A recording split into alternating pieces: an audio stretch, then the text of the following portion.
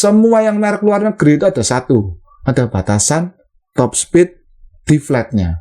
Oh, dikasih speed limit ya? Speed limit. Untuk alasan keselamatan. Untuk keselamatan. Biasanya rata-rata itu yang saya baca sekitar maksimum itu 40-an kalau nggak salah. 40-an. Waduh. Nah, teman-teman larinya 45. Sudah pakai e-bike masih ketinggalan.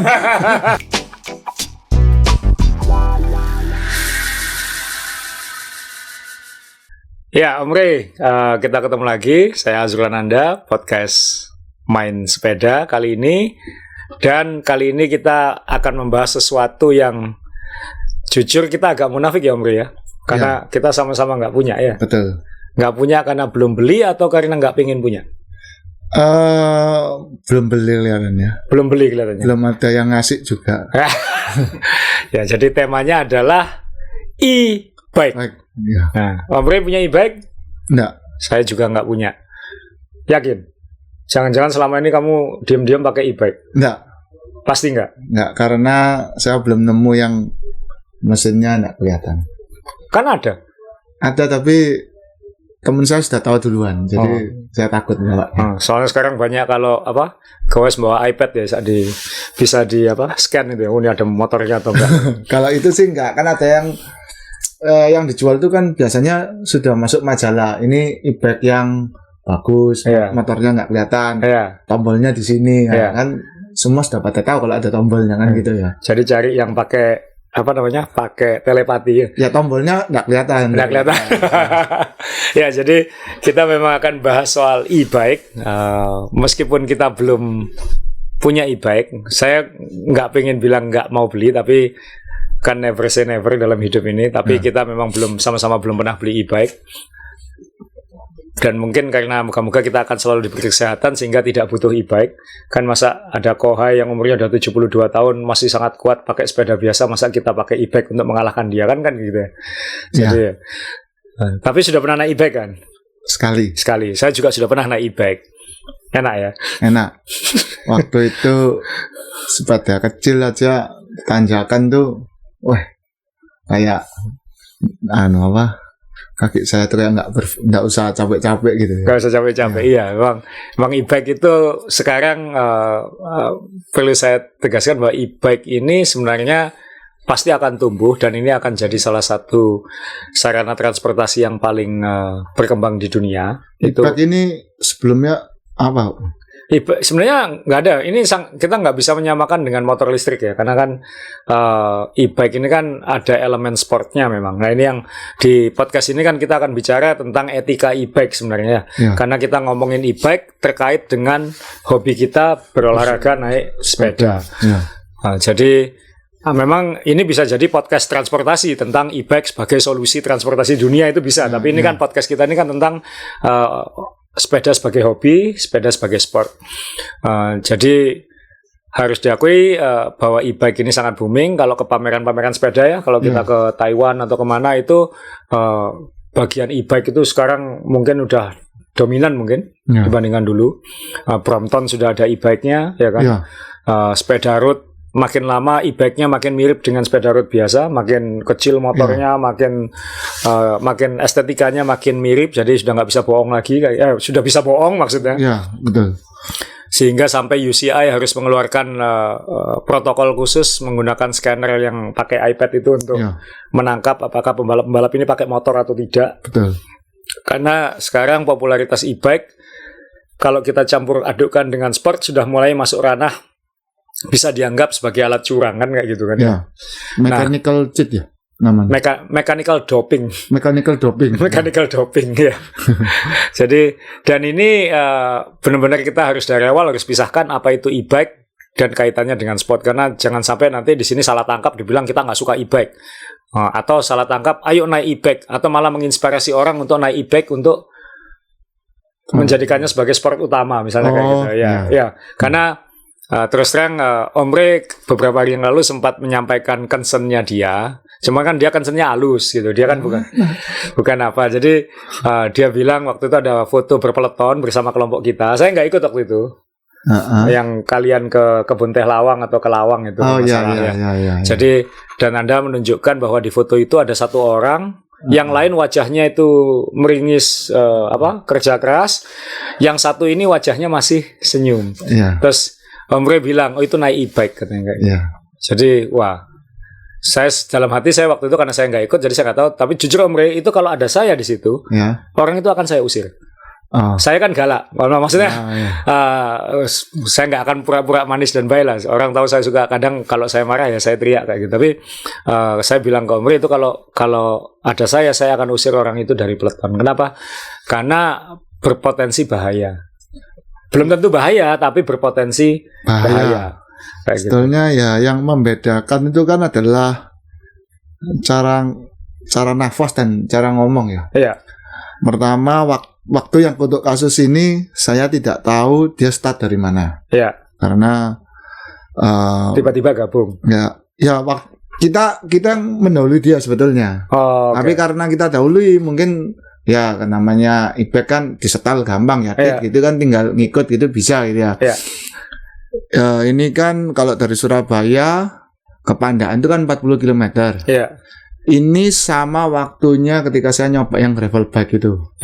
Nah, jadi itu sudah melewati Pandaan. Jadi segmen tanjakan cepat itu sudah dilewati. Jadi kita ini dalam posisi maksudnya mengejar dalam arti masih ada yang di depan. Jadi tahu ya mindset di mana ada peleton yang di depan dan kita pecahan dari peleton itu yang sebetulnya ya kita ya tidak, kalau secara rata-rata kelas dia kita nggak jelek-jelek aman, tapi ada yang di depan kan gitu. Itu mentalnya kan sudah lain ya. Jadi ya namanya kelompok terbatas ini berusaha untuk mengejar yang tak terbatas itu. Ya kita akan berusaha. Jadi di jalan itu kita mendahului beberapa orang, dan ketika orang ini nyampe dia mungkin pernah lihat saya, terus tanya dari mana, apa gitu. Ya mohon maaf, bukan saya nggak mau jawab. Ini kan nafas ini disisahkan untuk sudah di ujung sini ya. Enggak kan ini kan masih bisa sebetulnya. Tapi kan kita lagi berpikir ini power yang harus dikeluarkan seberapa banyak. Nafas saya itu harusnya habiskan seberapa banyak, karena habis Pandaan Purwodadi itu masih naik Masih naik. Habis itu saya juga harus menyediakan nafas untuk yang ke kebun tehnya kan. Nah, ini kan PR gitu. Selama perjalanan kan harus saya tahan untuk di manage untuk diatur. Nah, itu tidak akan ya, kalau mohon maaf ya yang naik e-bike mungkin nggak ngerti kalau kita itu kalau naik sepeda gitu kan nafasnya benar-benar harus diatur. Jadi saya harus lihat back komputer saya ini heart rate saya dalam posisi berapa. Nah, heart rate ini mungkin yang sepedaan yang waktu nanjak itu pasti ngerti. Kita ngomong aja heart rate-nya naik ya. Dia nanyanya lebih banyak lagi, heart rate-nya naik lagi ya. Nah, habis itu ketika dia belok, tersisalah saya dengan heart rate tinggi bersama kelompok yang ya menurut saya harus ya tadi itu tengah belakang. Ya tengah belakang ini. Jadi tengah belakang ini bukan berarti terus nyaman, enggak ya. Ini kita berjuang di tengah belakang ini jangan sampai jadi terlalu belakang, jauh ya kan gitu. Nah, jadi ya maaf waktu dia ngomong saya juga jawabnya sedikit-sedikit, atau mungkin waktu itu saya enggak jawab bukan karena apa, saya harus lihat ini karena ya itu tadi semua yang di kelompok itu tahu dan diam karena apa?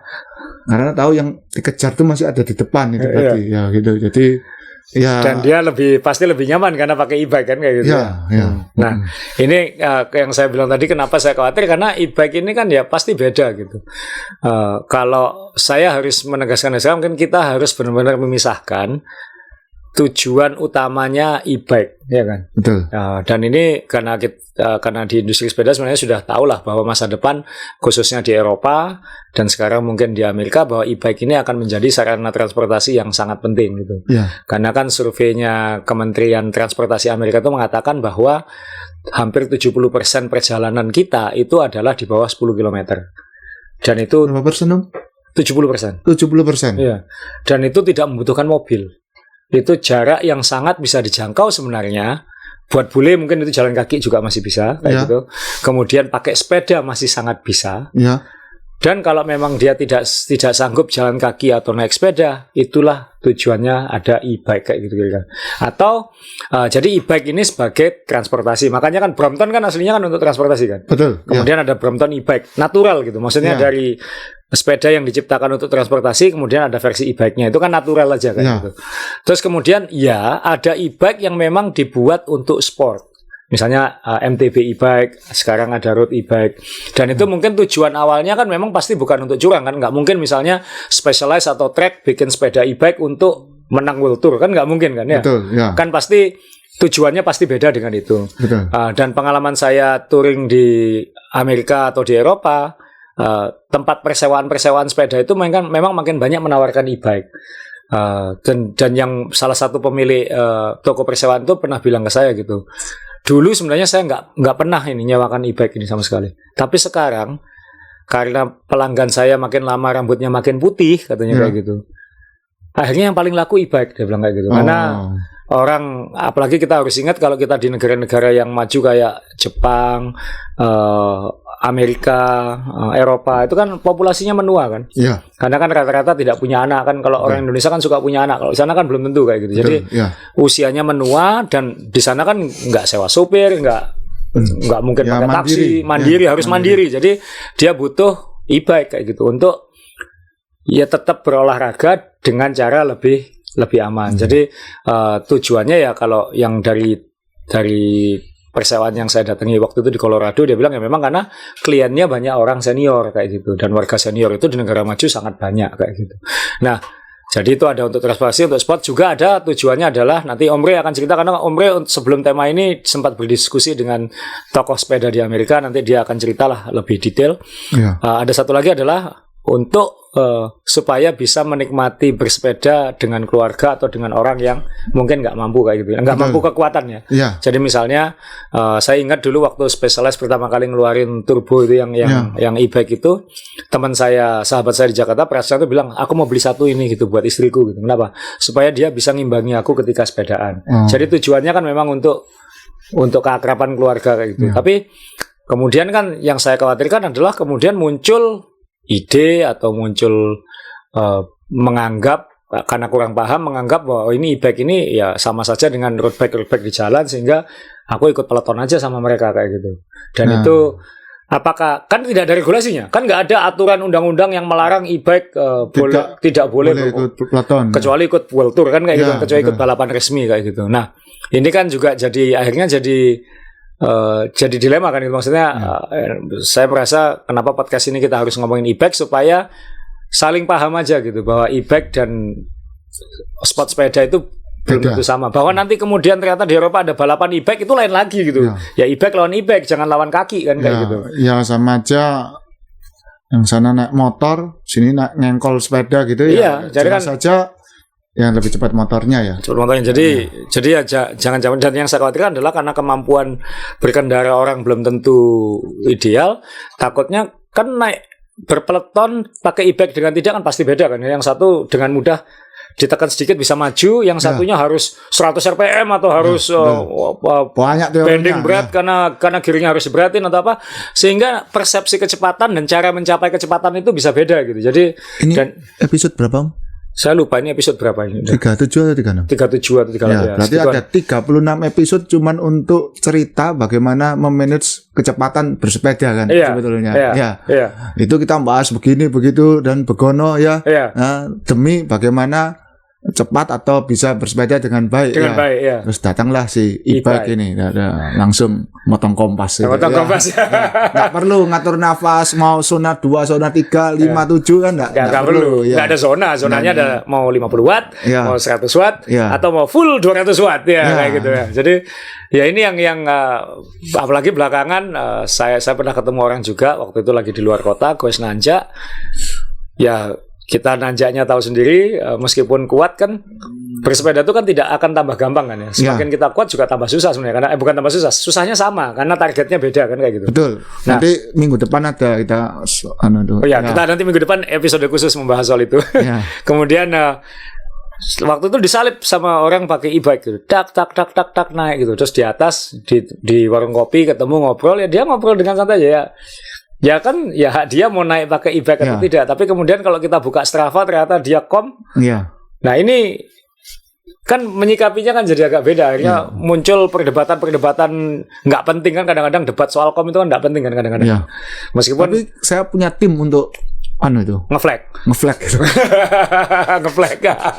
Ya, kita kalau segmen-segmen kita di Surabaya kita saling menjaga, ada yang ngeflag gitu. Kalau misalnya ada yang ini naik motor, ini Garminnya titip, ini pakai e-bike, itu kita ada yang kontrol. Ketika ride with-nya itu kan kelihatan. Masa ada misalnya pakai motor apa gitu, masa pantas ya ditulis di situ ya? Misalnya kalau Red Wheat, misalnya Anda pakai Cannondale gitu kan, pantas pakai Wednesday, pakai apa gitu kan. Masa di situ ada PCX gitu kan, nggak pada tempatnya. Nggak pada tempatnya ya. Ya jadi ya itu memang harus jauh. Jadi ini pasti saya yakin di banyak tempat pasti terjadi perdebatan seru soal ini lah, bahwa ini valid nggak Strava time-nya, karena kan ya ini salahnya Strava juga sih, membuat semua orang jadi kompetitif kan kayak gitu kan ya. Ya maksudnya baik. Tapi kan kegunaannya. Nah, ya kalau saya diminta saran sih bilang ya hak kamu beli e-bike, hak kamu naik e-bike, tapi mungkin kamu masih muda, masih bagus, masa naik e-bike kan kayak gitu kan. Jadi ya kamu tujuannya apa? Tujuannya pengen ngebut naik sepeda ya, atau pengen berolahraga sepeda kan kayak gitu kan. Jadi kembali ke kalau orang kalau bahasa agamanya nawaitunya itu niat dasarnya itu. Jadi ya ini yang di Indonesia ini kan ya tahu sendiri, semua bisa disalahgunakan di sini, disalahartikan, disalahgunakan. Jadi ya kalau Anda punya e-bike ya monggo, tujuan utamanya untuk transportasi. Jadi jangan gunakan itu untuk bersaing dengan sepeda. Ya beda. Saya paham lah, nggak semua orang bisa nanjak ke Bromo dengan nyaman kayak gitu. Kalau Anda ingin merasakan sensasi nanjak Bromo dengan lebih tenang, naik e-bike kan hak-hak saja gitu. Tapi tolong sensitif dengan teman-teman yang berusaha keras, yang seperti Om Rey ini yang mau kayak gimana aja sulit di bawah 2 jam mana gitu ya. Jadi tolong pahami, lihat wajahnya, kasihanilah wajah orang-orang yang tidak naik e-bike ini kan kayak gitu. Jadi kalau dia susah payah sampai helmnya miring terus kayak gini-gini, kemudian ada yang naik e-bike lalu poso di ujung, kan berarti tidak menghargai upaya-upaya yang tengah belakang seperti Om Rey ini kan kayak gitu. jadi ya itulah. Jadi harus dipahami bahwa tujuannya adalah satu, transportasi, dan kalau untuk sport ya memang untuk membantu orang-orang yang sudah secara fisik tidak mampu kan kayak gitu. Nah kebetulan Om Rey juga berdiskusi soal e-bike ini dengan seorang pembuat sepeda terkenal di Amerika, namanya Rob English. Om Rey ini mungkin pelanggan utama Rob English di luar Amerika. Jadi dia sepeda Englishnya banyak banget. Dan Rob English ini unik ya, karena kan kebanyakan sosok sepeda kalau di Amerika itu memang nggak mau naik mobil ya biasanya. Iya. Jadi bisa diceritakan Rob English ini kayak gimana? Jadi sebelumnya saya mungkin mindset soal e-bike ini saya juga termasuk yang salah. Kenapa itu? Pertama itu saya pikir dulu e-bike itu adalah ya sepeda balap dengan motor. Nggak tahu buat apa ini ya. Saya nggak ngerti ya, mungkin iseng. Pokoknya ada sepeda balap yang bisa dipasangi mesin. Titik gitu loh. Nah karena saya sering ketinggalan, pasti pikirannya untuk ngejar yang di depan gitu. Tapi ternyata tidak seindah itu dunia ini gitu ya. Karena baterai ini ternyata tidak bisa selama itu. Baterainya e-bike itu. Baterainya e-bike itu kan paling cuman mentok kalau nggak salah 50 km, 60 km ya. Dia pasti bukan untuk jarak jauh lah kan. Ya, itu pertama. Jadi ketika sebetulnya saya sudah browsing. Sudah cari-cari gitu. Mesinnya itu saya lihat gitu ya. Jadi pendengar jangan khawatir, saya sudah research. Ketika Anda mau nge-cheat mechanical doping ini saya sudah duluan, jadi jangan khawatir. Masih sulit sih gitu, masih belum ada teknologinya. Jadi saya browsing beratnya dulu pertama. Penampakannya dulu. Yang kasat mata dulu. Yang disembunyikan apa sudah ada? Ada, jawabannya sudah ada. Rob English sudah pernah menawarkan juga. Sudah ada. Gitu. Ketika ditawari soal baterainya, ini masalah. Baterainya ini bisa disembunyikan dengan bentuk botol minum, gini, tapi ada kabelnya kan. Gitu. Bisa disembunyikan, masih bisa, gitu. Yang jadi masalah, baterainya ini nggak bisa lama. Ya, baterainya ini tidak bisa lama ya, tadi sekitar mentok mau. Jadi kalau dibikin hemat, jadi e-bike ini kan sebuah motor dinamo. Kalau kita ngengkol, kita tuh mau dibantu berapa persen? Ya kurang lebihnya. Kalau dibantu 70% ya berarti kita paling enteng. Kalau kita ya mau kelihatan keringetan ya bantunya cuman 20% aja motornya. Jadi kita ngengkolnya ada ya seperti di showroom lembut gitu ya. Kayak gitu ya. Kalau 80% nyorongnya wah tapak saktinya jelas gitu mungkin ya gitu. Level berapa gitu tapak saktinya kan gitu. Nah, saya sudah riset itu baterainya ini nggak ada. Nah, teman-teman saya kalau sepedaan 100 kilo, 120 kilo, wah ketahuan duluan. Nah, ya kan, pasti kan aneh ketika pandaan, mungkin waktu masih pandaan bisa cepat, ketika di Surya langsung gembos gitu ya. Nah, ini jadi kekurangannya lagi. Nah ya ini ganti bidon ini kan itu sudah saya pikirkan juga. Sudah dipikirkan juga. Jadi kalau ganti bidon, kalau yang biasanya ngawal ini ganti, saya nggak bisa ngecit itu lagi kan. Susah ini titip siapa gitu. Nah, setelah itu apa yang terjadi? Tenang, ini masih bisa saya akali. Jadi apa yang terjadi kalau tenaga saya yang tersimpan itu untuk ngelawan kalian-kalian yang sudah habis gitu ya. Yang jadi masalah sepeda ini jadi berat.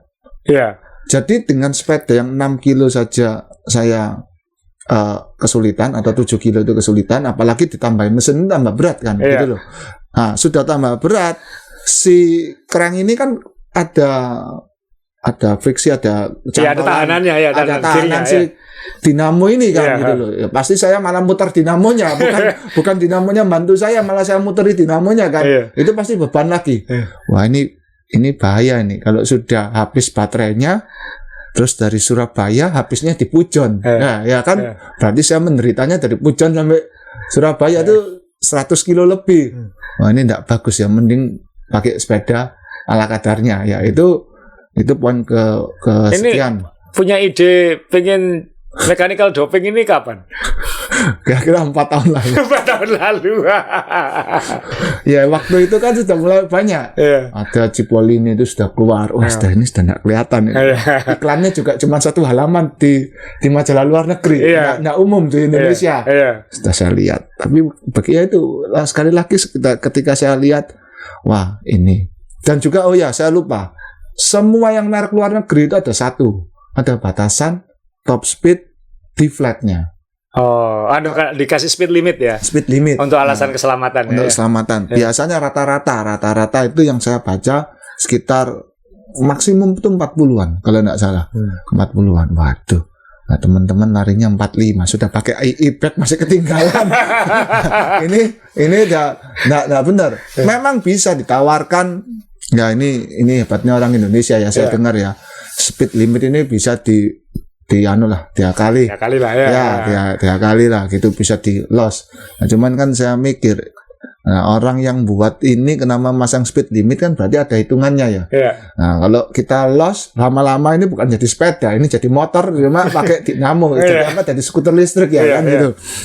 Mas Dara nggak berani saya untuk bypass itu, untuk ngedit itu nggak berani, untuk ngoprek itu nggak berani. Jadi saya lihat itu 40. Nah, kalau 40 yang lain lari 45 ya tadi itu sudah pakai e-bike masih kalah lagi, masih ketinggalan lagi gitu loh. Nah sudah itu yang kesekian. Nah kembali lagi, setelah ketemu Anda baru saya tahu ternyata e-bike ini fungsinya nggak melulu untuk berpeloton, malah bukan gitu. Jadi ya segala perjuangan pikiran saya yang tadi segitu panjang itu saya kotaki, saya minggirkan gitu. Karena saya juga tanya Rob Inglis sebagai pembuat sepeda yang biasa saya pesan itu. Akhirnya ketika Anda mau mengajukan topik ini, saya tanya dia, emang buat e-bike buat apa? Rob ini cerita 10 tahun yang lalu dia membuatkan, karena dia pembuat sepeda, dia ngasih sepeda istrinya itu motor supaya bisa dengan nyaman bersepeda di daerah yang perbukitan. Iya, dia tinggal di Bend Oregon.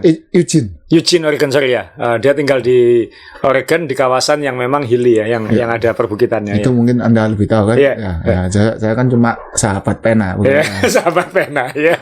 Nah, jadi dia cerita seperti gitu. Nah, lalu saya tuh ketika Anda bilang ini adalah transportasi, baru sayangnya ketika dia nulis berikutnya, saya baru sadar dia ini kan nggak punya mobil. Ya, ini Rob Inglis itu nggak punya mobil dan banyak orang seperti dia nggak memilih tidak naik mobil. Ya, dia sudah untuk yang vegan ya harus tepuk tangan, dia ini kalau nulis di mana-mana dia vegan frame builder. Oke. Jadi sudah vegan,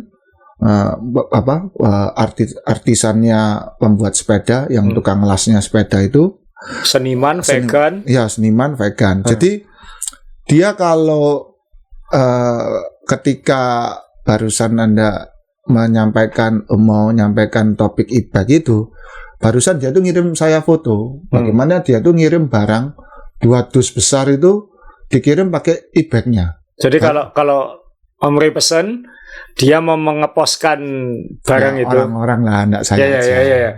Ya, jadi kalau Om Roy pesen lagi, kemudian Rob Inglis ini pengen sudah di packing, mau dikirim pakai kurir atau apa, dia mengantarkannya pakai e-bike. Jadi cargo bike e-bike gitu ya. Iya, cargo bike e-bike. Jadi benar-benar tidak ada mobil ya. Benar-benar enggak punya mobil. Jadi dia ke email yang kapan hari itu pernah dia kasih lihat sepeda yang untuk salju itu modelnya gimana, bannya gimana, yang musim panas, yang untuk dibawa traveling yang mana gitu. Jadi benar-benar tidak bermobil dia. Jadi nggak bisa tanya mobil. Dan saya terakhir tuh tanya, dia masih tidak berhandphone. Jadi kamu kontak pakai email itu ya? Pakai email, dan dia lihat emailnya bukan di handphone tapi di laptop, di desktop ya. Iya, di email, benar-benar di email. Jadi benar-benar kayak manusia purba ini. Iya, bisa dibilang gitu. Jadi bayangkan di Amerika yang Anda tahu, ya Anda lebih tahu hingar-bingarnya Jadi dia seperti itu hidupnya gitu. Jadi memang banyak yang kayak gitu. Memang ini kalau mungkin banyak yang kaget ya kalau ada orang hidupnya kayak gitu. Tapi itu sebenarnya normal kok. Saya punya sahabat yang tinggalnya di negara bagian yang sama di Portland itu, dan dia yang salah satu konsultan saya di Wednesday, dan dia ini memang juga tidak punya mobil. Jadi dia kemana-mana naik sepeda. Jadi kita pernah diantar waktu itu ke pabriknya Chris King. Oke. Dan saya sama John Bumiarjo waktu itu bawa mobil kayak gitu. Jadi dia ikut mobil kita gitu. Terus ketika kita masuk ke kawasan pabrik itu, kita tanya ini parkirnya mana? Nggak tahu, saya nggak pernah kesini naik mobil katanya kayak gitu. jadi memang banyak orang seperti itu. Nah, kemudian kalau dia memang tujuannya nih memang butuh e-bike kan gitu. Jadi Rob Inglis tadi bikin e-bike, 1 untuk delivery barang ya. Iya. 2 untuk istrinya tadi. Betul, untuk istrinya ya bisa transportasi, bisa kemana-mana tadi gitu ya. Jadi istrinya kalau kemana-mana naik e-bike kayak gitu. E-bike gitu. Jadi solusi hijau yang green solution yang tidak memakai bahan bakar fosil itu benar-benar sudah dijalankan sama dia gitu loh. Itu komitmen luar biasa itu. Iya, benar. Dan nggak makan daging itu kan ya. Iya, vegan. Bahkan daging byproduct kan, kalau vegan kan berarti kan telur saja tidak, keju tidak. Vegetarian itu masih boleh telur, masih boleh susu kadang kayak gitu. Tapi kalau vegan itu sudah dairy product sama sih. Jadi bukan hanya binatang tapi produk yang dihasilkan binatang juga enggak. Saya setahu saya dia tuh miara sapi diambil susunya, setahu saya ya. Oh, berarti masih vegetarian mungkin ya. Ya mungkin ya. Tapi nggak tahu kalau terakhir ini sudah nggak lagi. Sudah nggak lagi. Gitu ya. Sudah nggak lagi. Nah, jadi itu. Jadi sapinya miara sendiri. Sapinya miara sendiri ya.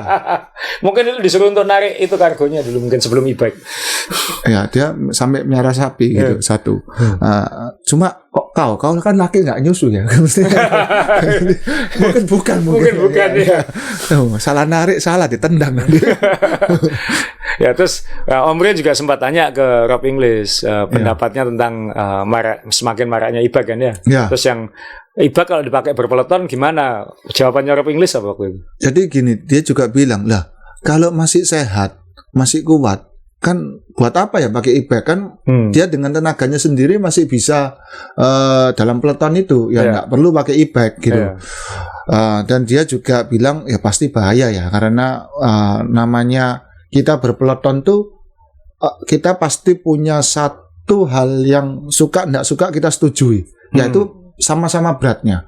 Walaupun yang kuat atau yang nggak kuat, cepat apa yang lambat, sama-sama kan tahu berat. Anginnya sama-sama berat, sama-sama merasakan, betul ya?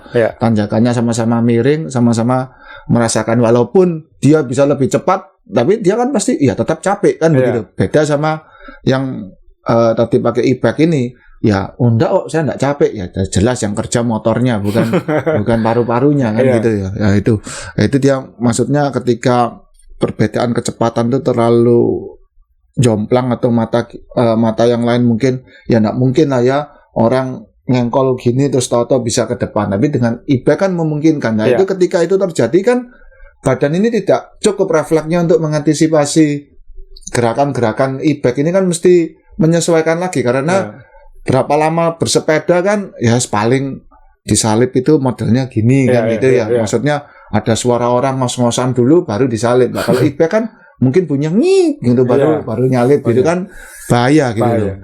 Dan dia bilang terakhir dia pernah membuatkan sepeda e-bike itu untuk istri mantan pembalap profesional. Pembalap sepeda profesional. Ya. Jadi pembalap profesional pesan sepeda untuk istrinya juga. Untuk istrinya, ya. Karena istrinya itu enggak bisa ngikuti. Walaupun pembalap profesional itu sudah digandoli anaknya yang masih kecil dikasih keranjang, itu masih terlalu cepat. Jadi kalau bersepeda untuk mereka saja, itu si istrinya tuh pakai e-bike tadi itu yang bikinannya. Jadi supaya bisa goes keluarganya bisa lebih baik kan? Iya, itu. Kan sekali lagi untuk kualitas hidup ya. Bukan untuk sport. Memang ini tidak ada regulasi tertulisnya lah. Maksudnya apa yang baik, apa yang boleh tidak. Jadi ya ini apalagi di Indonesia itu yang saya khawatirin kan tadi jelas-jelas tujuannya untuk apa kayak gitu. Dan apalagi kalau kayak Europe English yang memang ya benar-benar ingin hidup hijau kan kayak gitu kan ya. Nah tadi ada pembalap. Nah pembalap tadi kan sama kayak sahabat saya tadi kan, dia membelikan istrinya supaya bisa ngimbangi kayak gitu. Dan itu tujuan mulia kan ya, tujuan mulia sebenarnya. Ada niat baiknya. Nah ini yang saya khawatirin nanti disalahgunakan untuk berpeloton, dianggap lucu ya aku pakai e-bike, nggak lucu sebenarnya kan kayak gitu ya.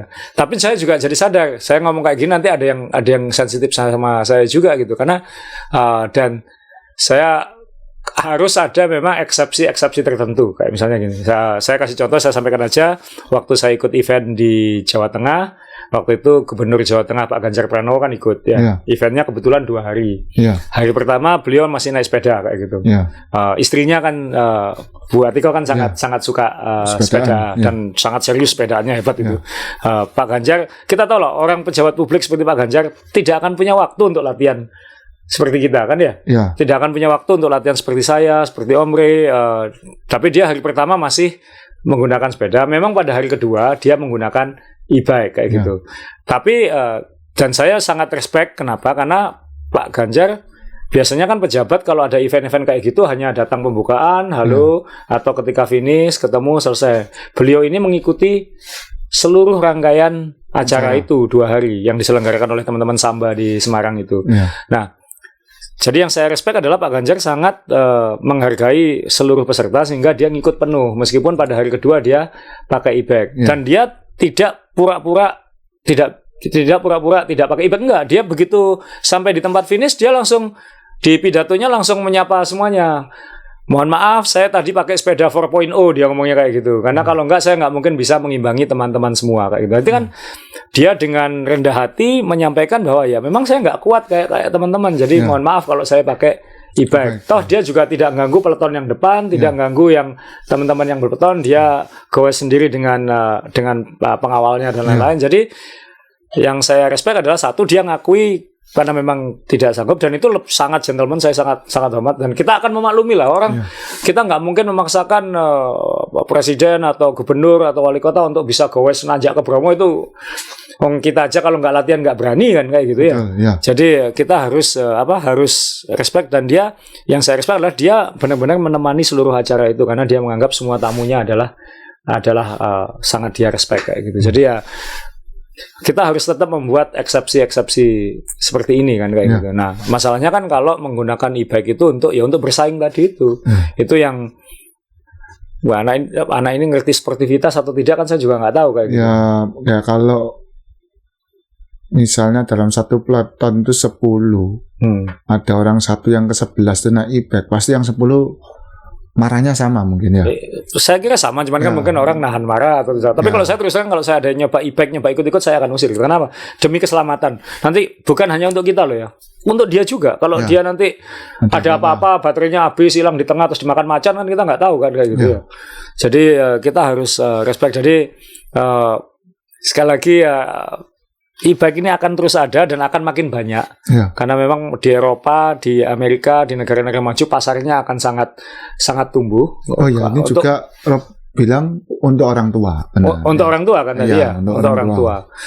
Jadi ini akan jadi kalau benar kata Rob Inglis, kalau Anda masih muda, masih kuat, masih mampu, ngapain pakai e-bike kayak gitu ya. Itu yang jadi kalau Anda ngelihat teman Anda masih muda, masih remaja seperti Om Rey gini, kemudian dia naik e-bike dengan ya kita harus pertanyakan, ini muda sehat tapi sakit jiwa kira-kira gitu.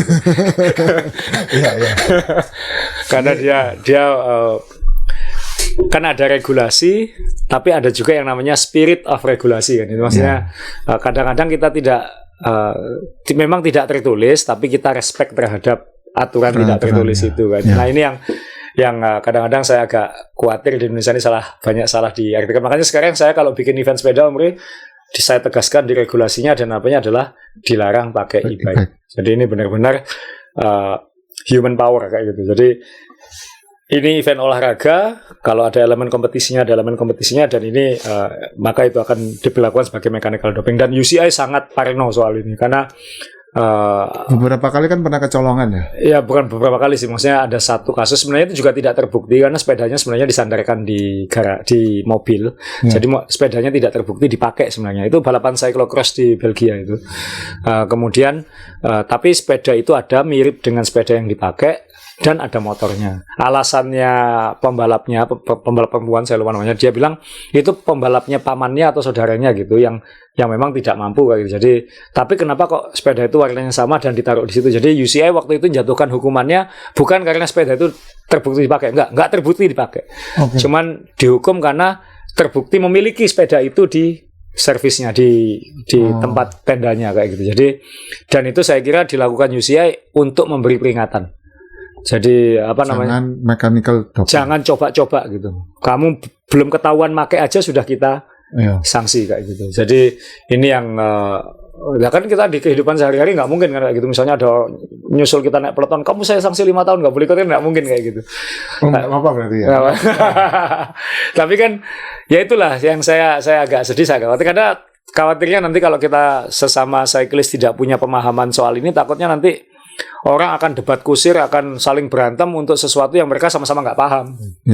Itu kan lebih konyol lagi kayak gitu. Kamu pakai e-bike loh, memang ada larangannya, memang nggak ada larangannya. Cuman kan kita saling memahami ini bahwa e-bike sama sepeda ini bisa beda, bisa sama kayak gitu.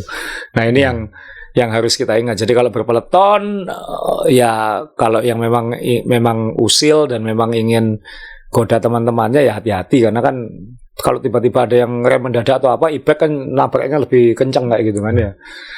Iya kan? Iya lebih berat. Lebih berat ya, lebih bahaya. Jadi ya dan saya orang olahraga sejak kecil ya, masa bangga kan bisa ngejar pakai e-bike kan.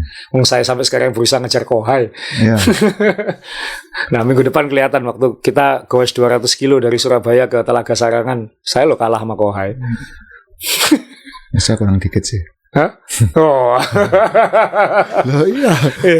Jadi itu kan harus jadi target kita gitu. Jadi ya kira-kira gitu soal e-bike. Om Rey ada yang mungkin mau ditambahkan? Ya untuk tambahan, jadi setelah itu saya tanya ke Rob Inglis, ini e-bike-mu itu mesinnya apa? Motornya apa maksudnya? Motor karena elektrik ya.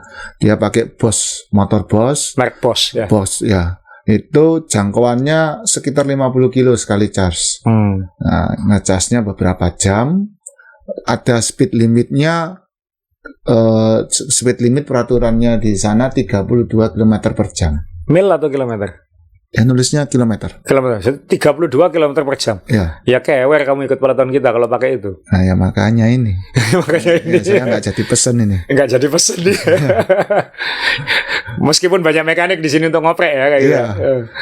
Ini nanti tahu-tahu kalau dioprek tahu-tahu kebakar malah cilaka. Ya. Katanya kok keluar asap. Saking cepetnya gitu.